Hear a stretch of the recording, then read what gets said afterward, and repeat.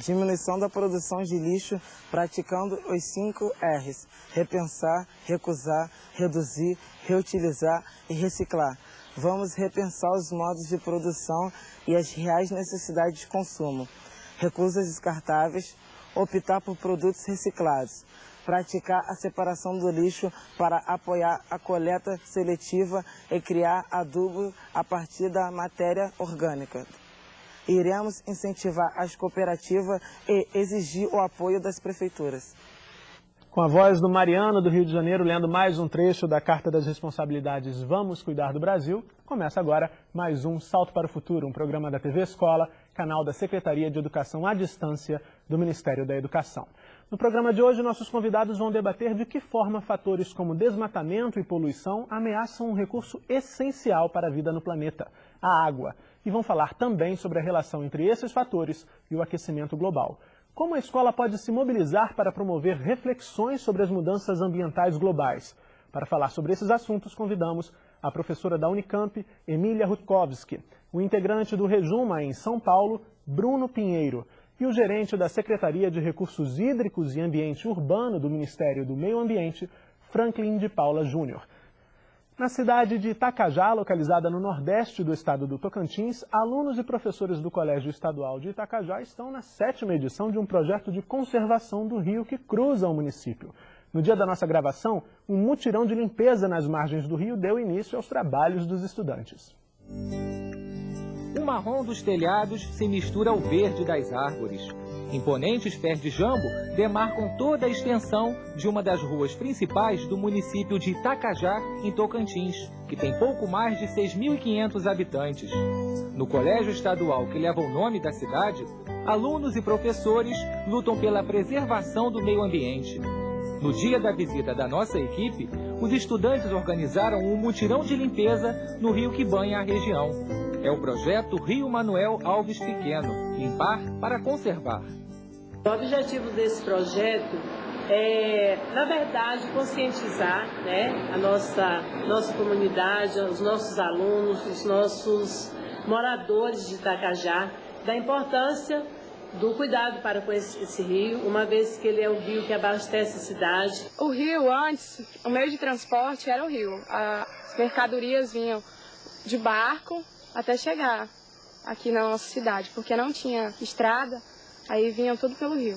E um dos pontos principais assim, que foi focado na nossa aprendizagem aqui é a limpeza e a conservação das matas ciliares do nosso rio, porque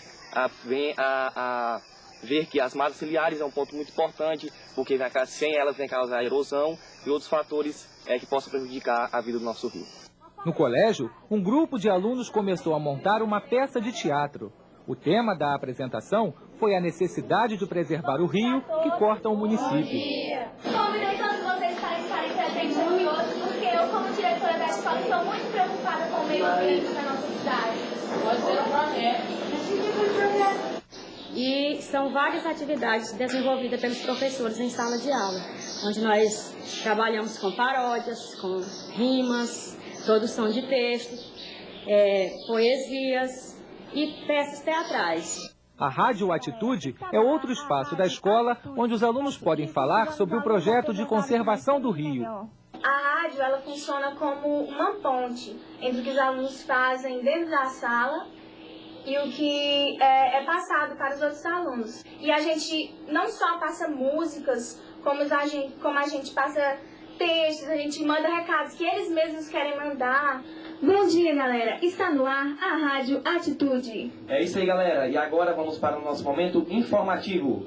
Vai lá, é isso aí, o nosso mutirão está chegando e o projeto do Rio Manuel Alves Pequeno vem acontecendo desde o ano de 2002 e já obteve resultados surpreendentes. A rádio é um instrumento, mais um instrumento que a gente vê que pode estar sensibilizando os alunos. É uma rádio que vai estar falando a língua do aluno, está falando diretamente para o aluno, de aluno para aluno. Sempre que vai acontecer algum evento na escola em relação às ações do projeto, nós reunimos com o Grêmio Estudantil, repassamos as informações, discutimos juntos, elaboramos textos para que eles possam estar reproduzindo, né, falando para os alunos através desse trabalho. Limpar para conservar. Esse é o lema do projeto para a conservação do Rio Manuel Alves Pequeno. Quando está chegando mutirão, a gente anuncia todos os dias, em todos os turnos. Aí nós lemos textos e poesias produzidos nas salas, tocamos paródia, como é o caso da que nós fizemos para esse ano. E nós também fazemos textos incentivando, falando os resultados dos outros mutirões. Quando começou, para os alunos até ficarem informados da história da escola com esse mutirão. Então, para a gente o resultado é assim, bastante visível, tanto em relação à quantidade de lixo que hoje são recolhidos, né, no momento do mutirão de limpeza, quanto à disponibilidade das pessoas para participarem desse projeto. Eu só quero é ser feliz, andar tranquilamente na cidade onde eu nasci e poder me orgulhar, saber que Itacaja tem rio limpo pra nadar. Começando o Salto para o Futuro de hoje, gostaria de agradecer aos nossos convidados pela presença aqui em nosso estúdio. Para começar, Emília, vamos logo ao ponto nevrálgico que eu acho que é do programa de hoje, que trata sobre a questão da água. Quais são as principais ameaças ao equilíbrio hídrico do planeta? Bom, a crescente urbanização, o desperdício, que as pessoas, na realidade, têm uma relação com a água, de que a água não vai acabar nunca, que é um recurso que é renovável, mas ele é escasso enquanto um recurso de qualidade, e as pessoas sempre desperdiçaram muito, principalmente quando a gente está falando de um país como o Brasil, onde você vê água por todos os lados, né? Então você tem sempre a sensação de que você pode deixar uma torneira sempre aberta. Há sempre um exemplo que eu costumo lembrar às pessoas, quando você tem uma família, por exemplo, num restaurante, e as crianças pedem refrigerante. Os pais normalmente reclamam quando a criança deixa um pouquinho de refrigerante no final do copo e vai sair da mesa. Mas se for água que sobrar no copo, ninguém se preocupa, né? Só que a água é muito mais, tem uma qualidade muito melhor do que qualquer refrigerante, né? Ela é muito mais importante para a vida e ela é muito mais cara para se produzir, né? A gente no Brasil subsidia muito a potabilidade da nossa água, porque se a gente fosse pagar mesmo por isso, a gente estaria pagando tanto quanto os outros países no mundo têm feito. Então isso é um problema muito sério, o descaso que as pessoas têm com algo que elas acham que é dádiva de Deus, portanto a gente pode usar de uma forma muito displicente. Bruno, para você a mesma pergunta, quais são as principais ameaças ao equilíbrio hídrico do planeta? Bom, para tentar responder essa pergunta, tentar relacionar uma coisa que eu vi ali no vídeo que passou agora há pouco, que foi os alunos utilizando de uma rádio escolar, né, para lidar com o cotidiano da escola e interagir com os processos educativos que ali aconteciam. O que tem a ver a água com a rádio escolar? Né? A água é um direito público e a comunicação também. Né? E o que acontece? A água ela é utilizada de forma concentrada. Né? A gente tem, se a gente for analisar os usos de água, a gente vai ver que, apesar da função socioambiental e da função vital que a água exerce para a gente poder viver, a utilização dela se dá sobretudo na agricultura, para produzir alimento, e se dá também na área industrial. A do consumo mesmo seria o terceiro patamar, é a área de utilização onde você menos consome o recurso. Né? E então o que isso quer dizer? A rádio enquanto um direito público, ou a comunicação enquanto um direito público e de todos, né, um direito humano reconhecido, e a água como um bem natural, né, como um bem integrante do meio ambiente, que também é um direito público. É o aspecto do acesso democrático. Né, onde todos possam participar, onde todos possam construir e definir diretrizes para o que é e o que não é um uso de uma água dentro de uma determinada região. Né? A gente tem os comitês de bacias hidrográficas. Então, o que vai definir dentro daquela bacia hidrográfica o que seria o equilíbrio hidrológico naquele território específico? Eu acredito piamente que é a participação de todos. Né, que é o envolvimento de todos, reconhecendo a importância da água para a relação que todos estabelecem dentro daquele território. Né. A gente comentava aqui agora há pouco a questão da água, né, não ser um recurso hídrico, né, mas ela ser algo muito mais que isso, né, assim como as pessoas são mais que recursos humanos. Então é bem por esse caminho mesmo, a gente entender a função que a água pode ter para a nossa vida e que eu, enquanto consumidor de uma água, me relaciono com você que mora na mesma bacia hidrográfica, que vai usar água de outra forma. Né? Então, quando a gente pensa em bacia hidrográfica, a gente deixa de se relacionar com as pessoas e com o espaço através de uma ordem única e especificamente administrativa. A gente começa a ter um fluido que é vital, né, como elo de relação que a gente estabelece nesse espaço. Ok. Para você, a mesma questão, Franklin, quais são as principais ameaças ao equilíbrio hídrico do planeta atualmente, na sua opinião? Eu acredito que foi bem abordado já, né, pela Emília, pelo Bruno, né, mas eu acredito que está muito relacionado realmente à forma de se utilizar a água, né, e isso tem um antecedente que é o modelo civilizatório, né, que a gente é herdeiro dele, né, que é um modelo construído, né, há milênios, né, e que não, esse modelo, essa visão, né, é um problema de visão, de compreensão mesmo, né, da vida do... Essa visão é uma característica muito própria aqui do povo brasileiro, do Brasil, ou não? Essa questão de desperdício, como a gente está dizendo, é uma questão global também? É uma questão global, eu acho que principalmente relacionada com o pensamento ocidental, né? Tanto que o Brasil é um país mega diverso e sócio diverso também, né? Com várias culturas e etnias, né? As culturas originárias, né? Até dos povos indígenas mesmo, né?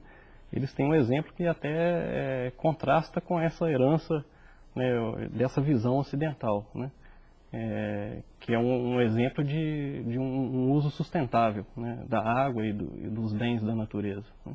A visão ocidental, ao contrário, né, essa herança nossa, ela não lida de forma sustentável com esses bens, inclusive com a água. Emília, o material da Conferência Nacional Infanto Juvenil pelo Meio Ambiente, que as escolas de todo o país estão recebendo, muitas já receberam, dedica aí um caderno especificamente para tratar da questão da água. Quais são os destaques desse caderno? Olha, é importante que ele comece logo deixando claro para todo mundo que há muita água no planeta, o planeta é azul, já disse Gagarin, mas o que a gente tem para poder fazer a vida acontecer é menos de 0,1%. Então, essa é a primeira coisa que eu acho que fica muito claro naquele caderno. Depois, reconhecimento de que há usos da água que são consultivos, no sentido de que a água não retorna, ela fica agregada num corpo, ela fica agregada no material, então todo material vai ter uma quantidade muito grande de água que fica agregada ali e não volta na origem onde ela estava. E há usos que não são consultivos. A terceira coisa, eu acho que o Bruno já colocou, que é a gente entender que nós estamos falando de água, e não só de recurso hídrico. Quer dizer, a água em algum momento ela tem valor econômico, então ela vira recurso. Mas a gente tem que entender que é muito mais que isso e todas as funções e todos os serviços ambientais que a água tem são tão importantes quanto para a vida e para o planeta. A outra questão, eu acho que fica, quando ela fala da mata ciliar, e as pessoas entenderem que esta mata chama ciliar porque é um cílio que está, né, no canal no canal hídrico, e é importante porque como da mesma forma, e chama cílio para nos lembrar os nossos próprios cílios, porque protege a água, né? E essa é uma coisa que normalmente as pessoas não querem que exista, né? Porque as pessoas têm a noção, por exemplo, principalmente no espaço urbano, que mata parece mato, né? A gente nunca pensa que mata é um bosque, é sempre um mato. E mato o que você quer? Você quer que ele vá abaixo.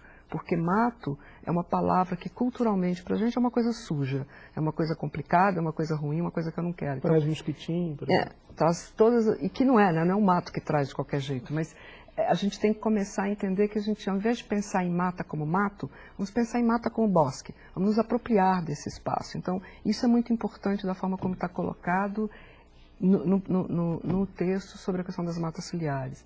E entender que o ciclo da água continua, mas a gente tinha um ciclo anterior da água, onde a água ia de gasoso para sólido, de sólido para líquido, e quando vira líquido, nós todos, né, nos deleitamos com a vida, porque é ali que ela acontece, mas o ciclo hoje, que é esse ciclo pós-revolução industrial, que não é só o ciclo da água, mas no caso, né, toda a matéria, mas o ciclo da água especificamente, esse ciclo que é construído pós-revolução industrial, ele na realidade traz uma série de problemas e sequelas, e a gente precisa entender essas dificuldades que essa agregação que a gente está dando de diferentes usos à água, que o próprio ciclo da natureza não vai dar conta. Então, como é que a gente trata isso? Isso é muito importante. E a gente vai discutir certamente bastante ao longo do programa de hoje. Bom, já temos a primeira participação por telefone no Salto. Vamos ouvir a Mairlene do Tocantins. Olá, Mairlene, tudo bem? Olá. Falo do Teleposto, do Colégio Estadual P. Xavier Teixeira, Nova Rosalândia, Tocantins. de que maneira poderia trabalhar o racionamento de água com os moradores da zona rural, visto que, sem as devidas ferramentas, o desperdício é imenso. Boa noite e obrigada.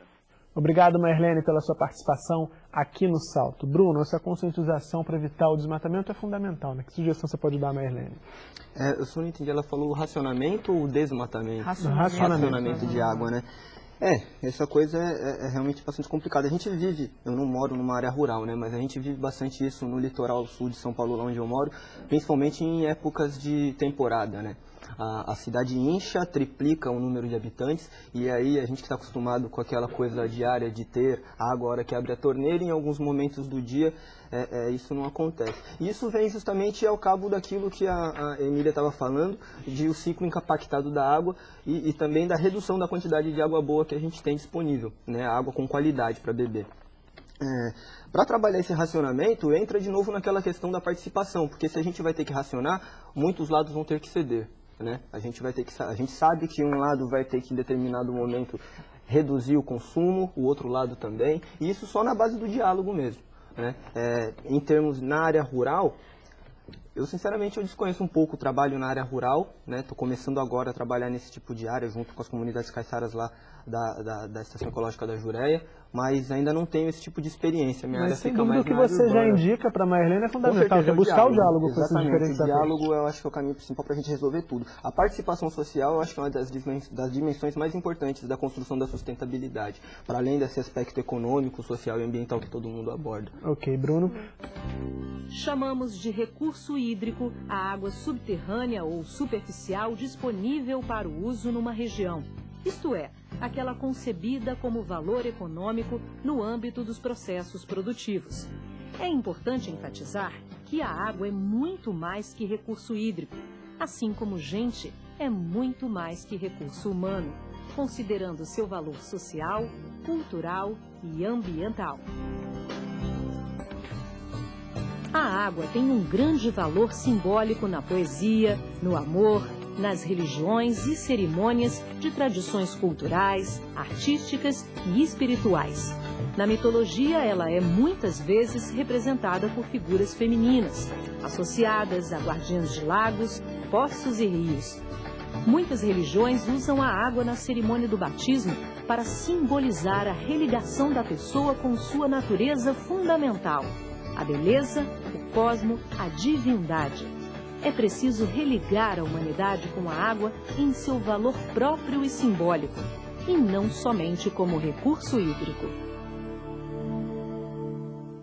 Em dezembro de 2007, a nossa equipe foi conhecer o trabalho das comissões de meio ambiente e qualidade de vida de 2 escolas de Santa Catarina. A reportagem que você vai acompanhar a seguir foi exibida na série Educação Ambiental no Brasil. Vamos rever. Figueira, araçá, ipê e cedro foram algumas das mudas que esses alunos plantaram no Parque Municipal da Lagoa do Peri, na cidade de Florianópolis, em Santa Catarina.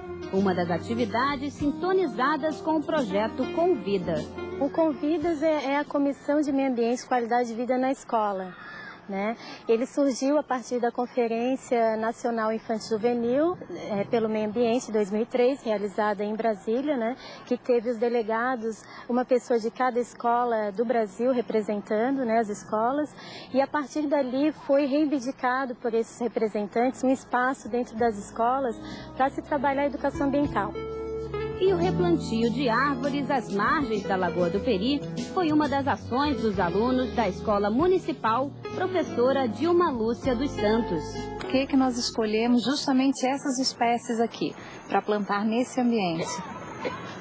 Porque elas são nativas da Mata Atlântica, numa área de Restinga. A experiência de vir aqui plantar uma árvore foi muito legal, porque eu sempre morei assim no campo, mas eu nunca plantei.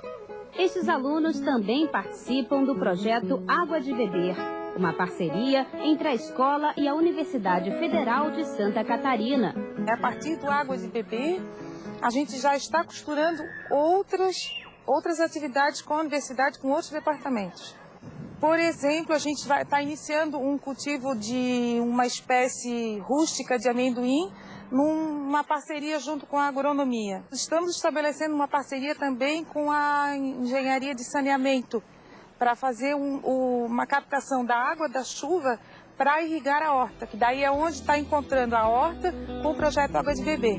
Em outro ponto da cidade, na Escola de Educação Básica Jurema Cavalazzi, a horta é um dos espaços educativos. Esse era o espaço totalmente abandonado e aí a gente começou a fazer um planejamento com os alunos da escola e começamos a usar realmente esse espaço. Começamos pela limpeza e sempre reaproveitando o material que tinha. O trabalho na horta faz parte do projeto Aprendendo a Cuidar, uma proposta da Comissão de Meio Ambiente e Qualidade de Vida. O Convidas veio com esse intuito de melhorar o ambiente que a gente vive, transformar um grupo e o grupo, a partir disso, melhorando o colégio com ações como o lixo reciclável, como o planejamento da horta, o ambiente onde a gente vive, o ambiente onde a gente estuda, né, no caso que são as salas de aula, pintar as portas, ajudar na quadra. Através do projeto, eles conseguiram resgatar a valorização, a preservação do espaço físico, a mudança pedagógica, estão se apropriando dos conteúdos, eles estão distribuindo o que aprendem. Isso fez com que os alunos também fizessem uma pesquisa de campo no morro que eles moram, para estar descobrindo leitos de rios que já foram, né, que já secaram, por que secaram, e para onde que vai essa água. E a gente foi descobrir muitas coisas, né, de interesse público, a ponto até de mobilizar autoridades públicas. A gente acha que de pouquinho em pouquinho a gente acaba mudando o mundo, né?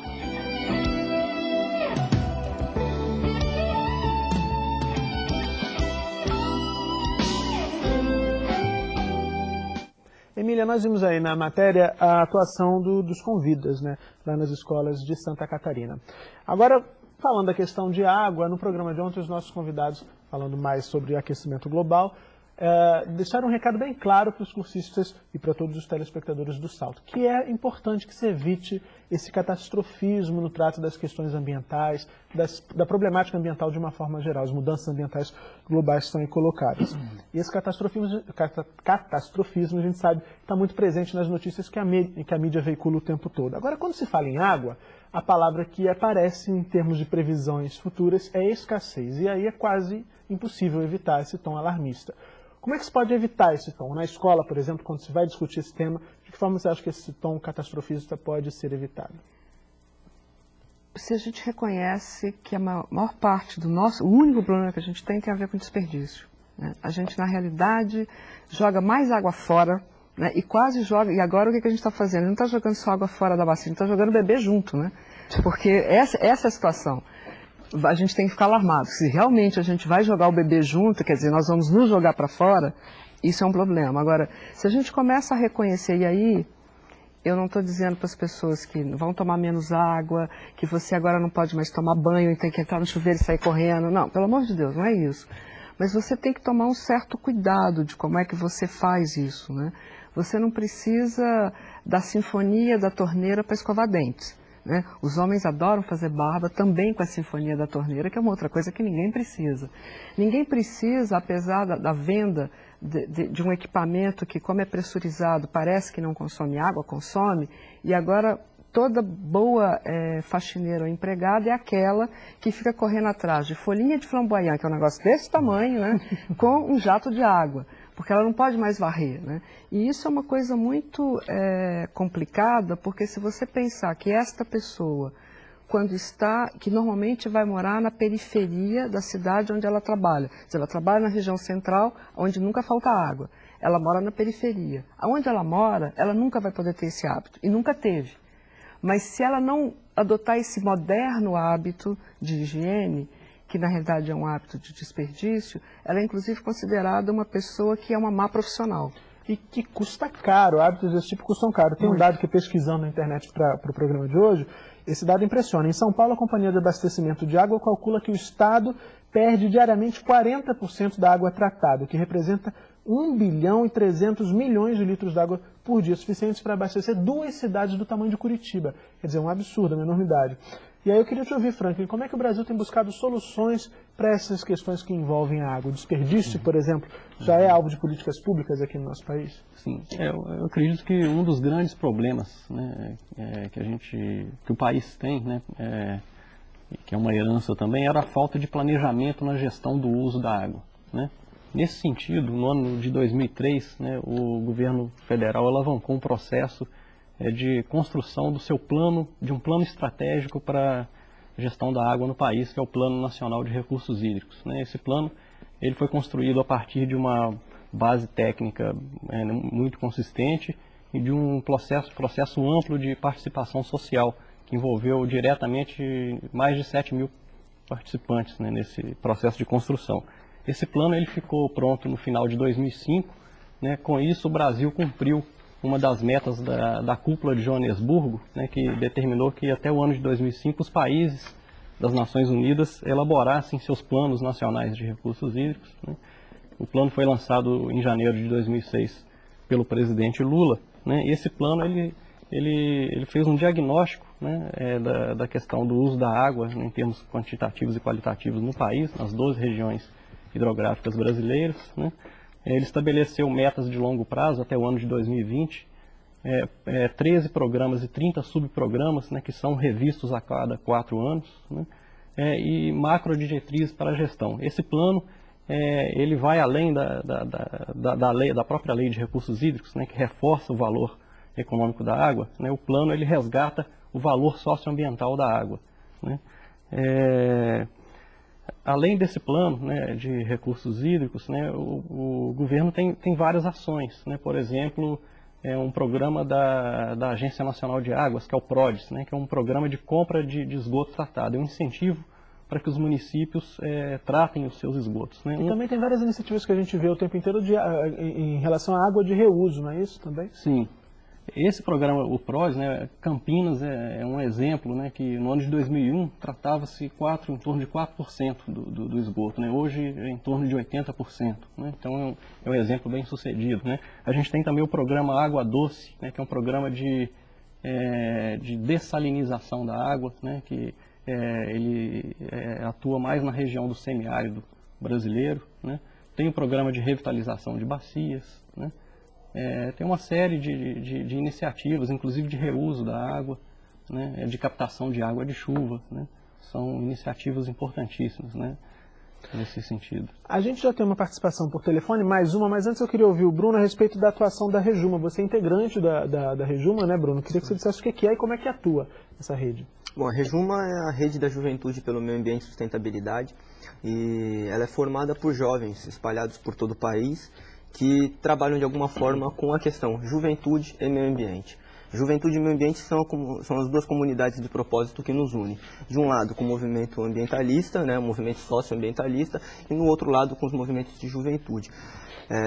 A ideia básica é fomentar a organização juvenil e a articulação dessa organização junto com os processos pedagógicos nas escolas e dos movimentos sociais, articulando essas duas dimensões, né? Então, como é que a gente pode pensar em uma construção que se dá dentro da escola, né, em uma construção que se dá fora do âmbito escolar, no caso dos movimentos sociais, e como é que elas se dialogam, né? A gente tem caminhado no sentido de tentar induzir essas discussões de âmbito mais macro na escola, e os processos de conferência vêm justamente a fortalecer essas iniciativas, as iniciativas das convidas ou de qualquer outros projetos, né? O interessante é focar isso. Não só convida a educação ambiental na escola, né? Mas lá também que se perguntar que educação ambiental que é realizada. Ela deve ser um processo participativo. A gente comentava lá fora, educação ambiental é o quê? Educação ambiental são pessoas que discutem coisas públicas relacionadas ao espaço onde elas estão inseridas, né? E a conferência é esse fórum, né? Esse espaço onde todos podem dialogar, estabelecer diretrizes, reconhecer problemas, compartilhar responsabilidades, definir ações práticas e executar essas ações. Então o que a gente procura fazer justamente é organizar o jovem, né, estimular a organização juvenil para que eles possam atuar enquanto coletividade numa proposta de construção que venha justamente a deixar um pouco mais popular a cara da educação brasileira. Vamos agora ouvir a Vanessa aqui do Rio de Janeiro. Tudo bem, Vanessa? Tudo. Em um bairro do nosso município, existe um aterro com lixos tóxicos e estão contaminando até as águas no local.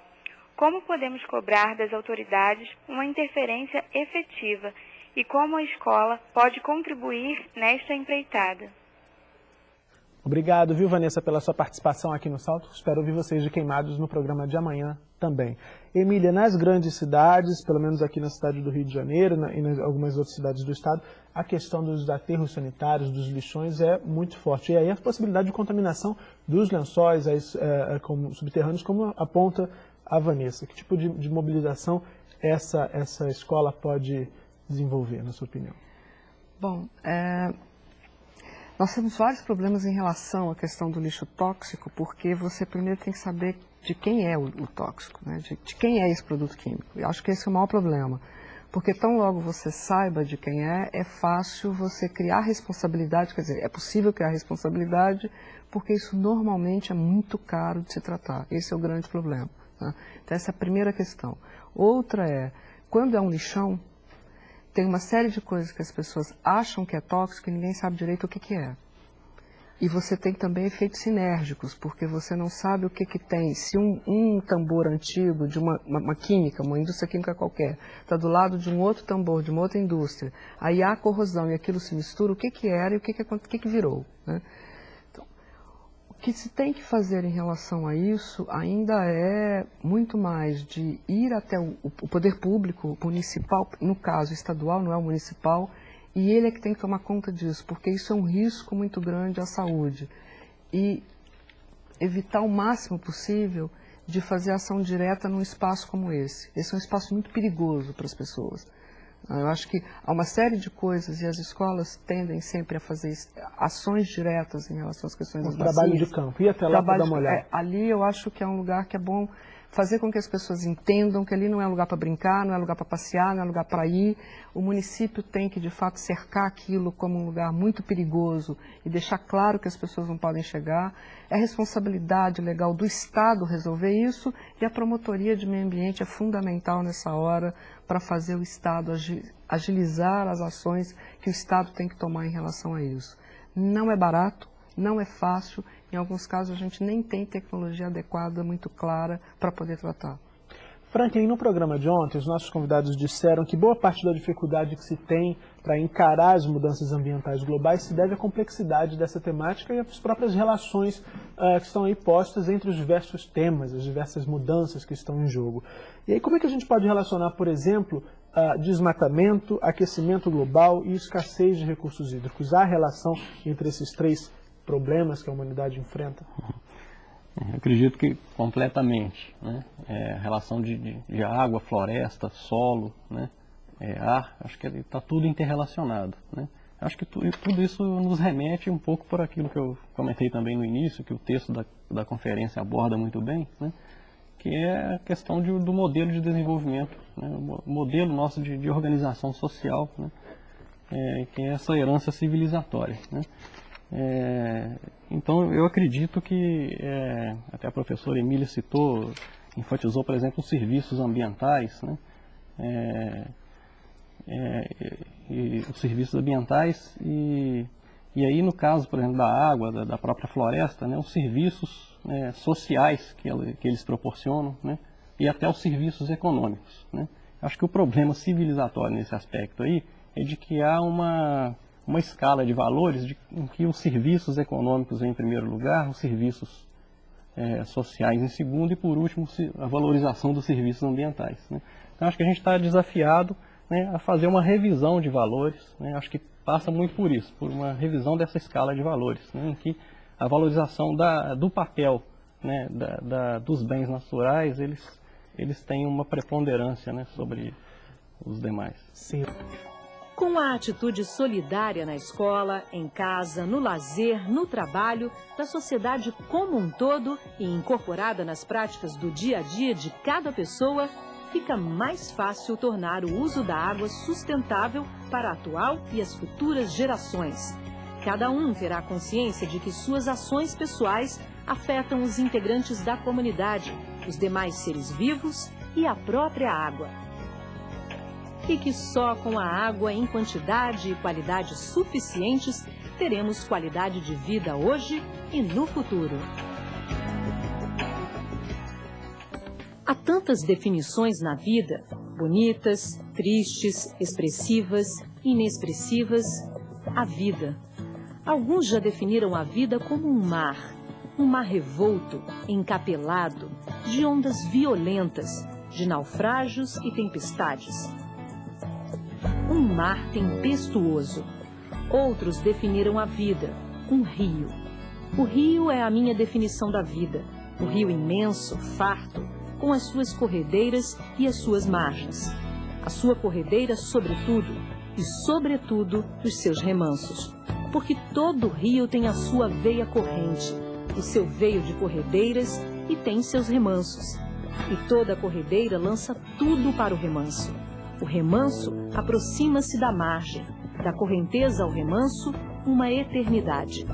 Do remanso à margem, um pulo. A ânsia dos moços que vão pela correnteza, a compreensão, a filosofia dos velhos lançados no remanso e passados para as margens. Eu fiz a travessia da minha vida, do rio da minha vida. Cora Coralina e belas imagens aí, o pessoal da edição caprichou mais esse spot aqui do salto. Bom, terminamos o segundo bloco e agora estamos de volta discutindo aí a relação entre a água e o aquecimento global. No finalzinho do bloco anterior, eu precisei interromper para chamar o intervalo, mas Bruno e Emília gostariam de complementar a discussão. Por favor, Bruno, começando por você. Ela perguntou a relação, né, entre o desmatamento, a água e o aquecimento global, né? Pensar um pouco a composição do planeta, né, e as condições para a vida que a gente tem aqui. A gente permite que existam as formas de vida que aí estão e que a gente conhece, porque tem um padrão climático, né, a gente está variando ali em alguns graus apenas, que permite que essas formas de vida se desenvolvam e evoluam, etc. O que está acontecendo é o quê? A gente está reduzindo a quantidade de biomassa no planeta, a quantidade de florestas, né? Com isso a gente aumenta a quantidade de gás carbônico na atmosfera, que são os gases de efeito estufa, né? E a água também, que também ajuda no efeito estufa. O que acontece? Com as mudanças das áreas de biomassa no planeta, a composição hidrológica do planeta também começa a se alterar. E aí a gente mexe com o equilíbrio hidrológico do planeta, o equilíbrio hídrico, que eram os ciclos impactados do que a Emília falava no começo, né? E aí é importante salientar que não bastaria apenas a gente replantar árvores, né? Ex-ministra, né, Marina Silva, ela falava bastante que estamos todos na era dos limites, vivemos a era dos limites. E a era dos limites não significa unicamente limite dos nossos usos com relação aos recursos naturais. É o limite do nosso modelo de sociedade mesmo. A gente precisa mudar a nossa forma de se organizar socialmente, de viver em sociedade e de a sociedade se relacionar com o espaço. A gente tem que perceber que os índios, a educação indígena deixa isso muito claro, né? Na escola, a educação indígena ela não ensina que nós estamos sobre a terra, ela ensina que nós fazemos parte dela, né? E essa concepção ela nos faz ter uma outra visão e uma outra forma de se relacionar com o que vem a ser natureza. Né? Você não vai desperdiçar uma parte de você. Exatamente, porque somos natureza, né? Exatamente isso. Emília, você também queria complementar? Acho que, começando da questão do que é a era dos limites, o que é esse novo processo civilizatório, acho que a gente tem que deixar muito claro que nós começamos a ter um grande problema, independente da gente ser ocidental ou não, com a Revolução Industrial, né? Na Revolução Industrial se descobriu uma coisa fantástica que é conforto. E conforto é uma coisa que você sempre quer mais, né? Porque é isso que está te vendendo. E o tempo todo esse conforto acha que o recurso que é da natureza é inesgotável. E que a tecnologia que trouxe a Revolução Industrial, ela sempre vai trazer a nova salvação, que é uma questão de esperar algum momento, a gente estica um pouco que vai dar conta. Então, essa coisa de entender o limite é que não tem mais para onde esticar, né? Então, nós temos que repensar tudo isso. E repensar isso é repensar a forma como a gente consome, porque a vida agora ela se resume a consumir coisas. Tem dados, tem dados, né, do WWF que dizem que nós já consumimos mais de 25%, já está em torno, né, de 25% a mais do que a natureza tem capacidade de repor. Ou seja, a gente absorve, a gente consome mais, extrai mais 25% a mais de recursos naturais do que a natureza consegue prover, né, e devolve tudo isso em forma de resíduo, de forma que ela não consegue absorver para Não com a rapidez que a gente vai consumir de novo, né? Porque ela vai absorver. O problema é o tempo que ela vai absorver e o nosso tempo, que é um tempo muito pequeno, né? Você tem um tempo da Terra que é geológico e nós trabalhamos no tempo do relógio. Quer dizer, ela tem uma incompatibilidade absurda. O tempo mecânico e o tempo Se a gente não entender consumo enquanto uma coisa que tem que ser consciente e responsável, e, portanto, você tem que entender a cada passo, você tem que conscientemente perceber o que você está fazendo a cada passo, talvez criar a prática de, já que todo mundo quando vai fazer compra, no mesmo cartão de crédito, por exemplo, você sempre mais ou menos sabe quanto está o teu limite, se você pode ou não. Talvez seja a hora da gente criar o cartão das pegadas ecológicas, ou da pegada hídrica, ou da pegada do carbono. E cada vez que você for fazer alguma coisa, você vai ter também saber se você já chegou no teu limite. Quer dizer, você cria limites para você de como é que você vai, quanto que você vai pôr de resíduo no planeta. A metáfora que você usa é ótima e já me parece oportuno associar e dizer que o planeta hoje está no vermelho. Completamente. Infelizmente. O planeta não, mas a sociedade que está no planeta sim. Pois é. Sociedade humana. Bom, e aí é uma luta para gerações, talvez, né, Emília? Porque a gente está num modelo, a sociedade capitalista consome vorazmente, e aí pensar em mudar todo esse padrão de desenvolvimento, esse padrão de consumo, esse modelo de sociedade, realmente uma briga boa. E é dessa briga que fala a Estefânia, que nos assiste da telesala do Sesc de Chapecó, em Santa Catarina. Estefânia, obrigado pela participação. Ela quer saber, Franklin, ela diz que sabe que a política do Estado mínimo vigora na atual conjuntura. Porém, de que maneira se pode agir para que o governo tome atitudes mais sérias com relação às matas ciliares e até mesmo com a criação de cisternas para que se consiga uma maior utilização da água da chuva? A Estefânia também é agrônoma. Com relação às cisternas, né, tem um programa do governo federal em parceria com a ASA, que é uma congregação de organizações não governamentais, né, que atua principalmente no semiárido brasileiro, né, que é o programa 1 milhão de cisternas, que ele se baseia especialmente nessa questão da captação de água de chuva, né, por meio de cisternas de placa, né.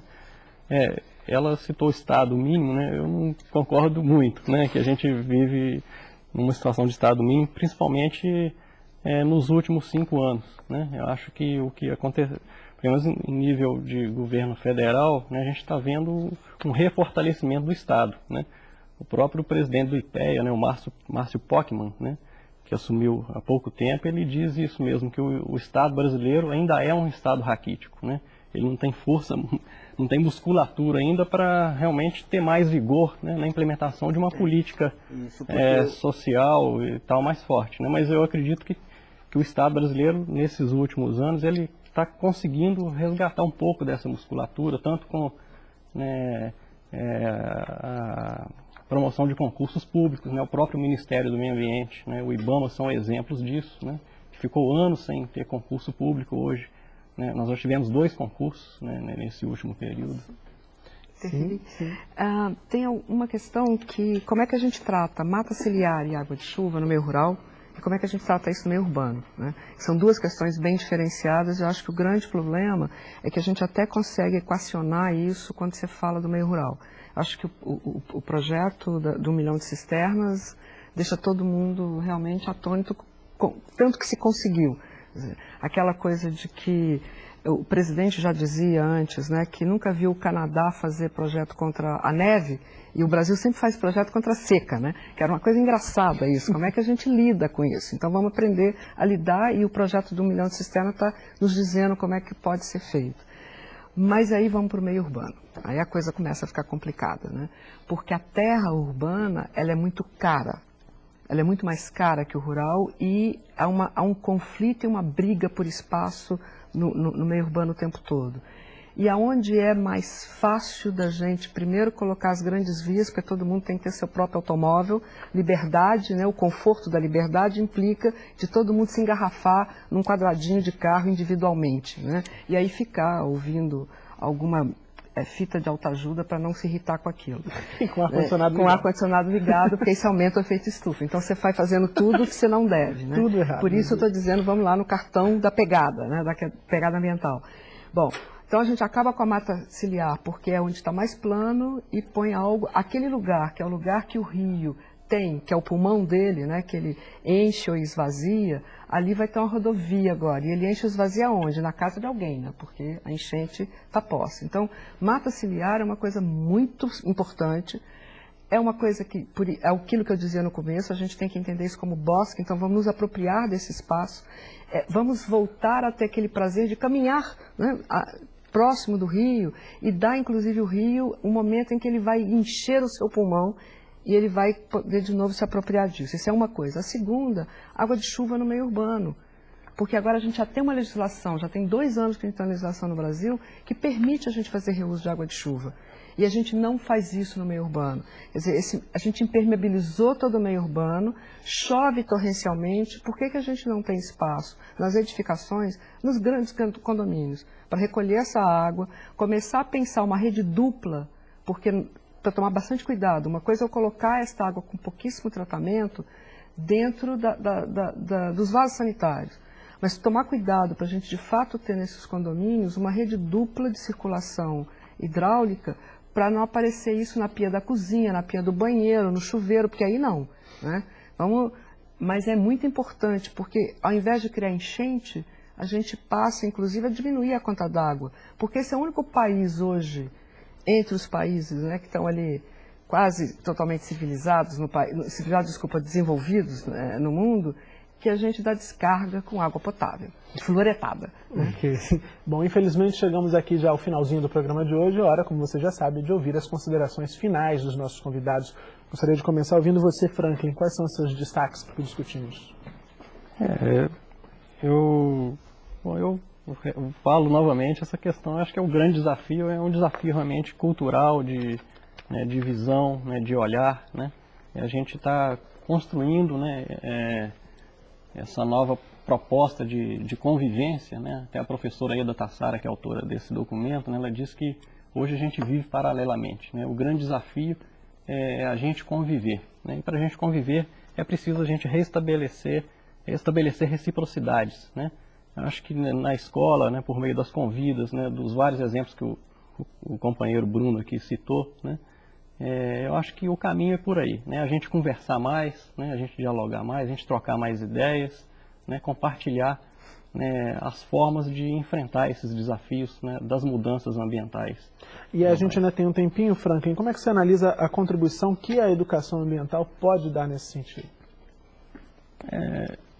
Aqui o tema de hoje é a água, né? Que eu acho que é um tema realmente estruturante, né? Até em Brasília tem um curso que chama Água como Matriz Ecopedagógica, né? Porque a água, ela perpassa tudo, ela está relacionada com tudo na vida da gente, né? E eu acho que, pegando carona na água, né, a educação ambiental ela tem um papel fundamental, né, para proporcionar essa mudança de visão, né? Ok, Franklin, obrigado pela participação. Bruno, por favor, seus destaques.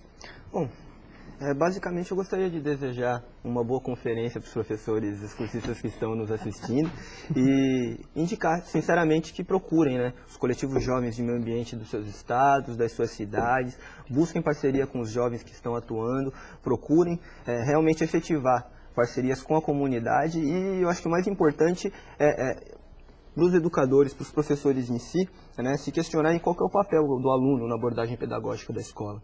Né? Quais os meios de interação que o aluno tem com o processo educativo, né? Na construção do que vai ser esse processo educativo. Né? E é isso aí. A gente ainda tem um tempinho também, Bruno. Eu queria que você falasse um pouquinho da sua opinião, da importância dessas conferências aí. Estamos chegando perto da 3ª edição da conferência. Como é que você avalia esse processo?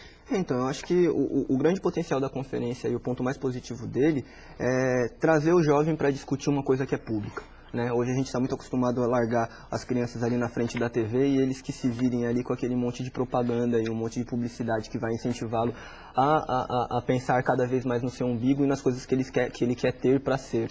Né? Eu acho que a grande vantagem é essa, a gente juntar os jovens, né, para organizadamente discutirem coisas públicas, construírem, né, assumirem responsabilidades numa perspectiva que envolva a comunidade e a escola. Ok, Bruno, obrigado pela participação. Emília, por favor, suas considerações finais. Olha, acho que a conferência, quando ela discute não mudanças climáticas e vai discutir as mudanças globais, ela traz isso para um patamar diferenciado. Ela diz, olha, há um planeta inteiro e não adianta só discutir o clima, a gente vai ter que discutir tudo que está acontecendo, né? E aí a água é fundamental. E é bom, espero que todo mundo tenha notado que nós praticamente aqui nunca falamos em recursos hídricos, né? Nós estamos preocupados com água, porque o recurso é só uma faceta desse processo. Acho que na escola, mais do que em qualquer outro lugar, os professores têm que começar a colocar essa questão. Começar a dizer, olha, a água é a matriz pedagógica importante, mas a água é não um recurso. Porque o recurso é só uma faceta desse processo. Importante e fundamental, mas uma faceta. Essa é a primeira questão. A última coisa que eu acho que é importante a gente também entender é que, além do ciclo hidrológico, nós temos que entender as bacias hidrográficas. E se a gente entendesse aonde é que está a minha escola, em qual bacia ela está, e quais vizinhos que essa bacia traz, acho que a gente teria um ganho muito grande para a própria conferência. Ok, Emília, obrigado pela participação. Termina aqui o Salto para o Futuro de hoje, o terceiro da série Mudanças Ambientais Globais. Participaram do programa Emília Rutkowski, professora da Unicamp, Bruno Pinheiro, integrante do Rejuma, e Franklin de Paula Júnior, gerente da Secretaria de Recursos Hídricos e Ambiente Urbano do Ministério do Meio Ambiente. Obrigado a vocês pela participação e obrigado também a você, cursista de todo o Brasil, que nos ajudou a fazer o salto. No programa de amanhã, vamos falar sobre mais uma fonte de energia, o fogo. Os nossos convidados vão debater ainda como o tema pode ser trabalhado na escola e na comunidade. Então, eu conto com você. Tchau. Redução de emissões de gases poluentes que provocam o aquecimento global.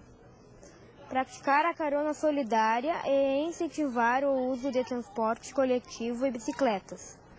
Estimular a utilização de energias alternativas como solar, eólica e biodiesel.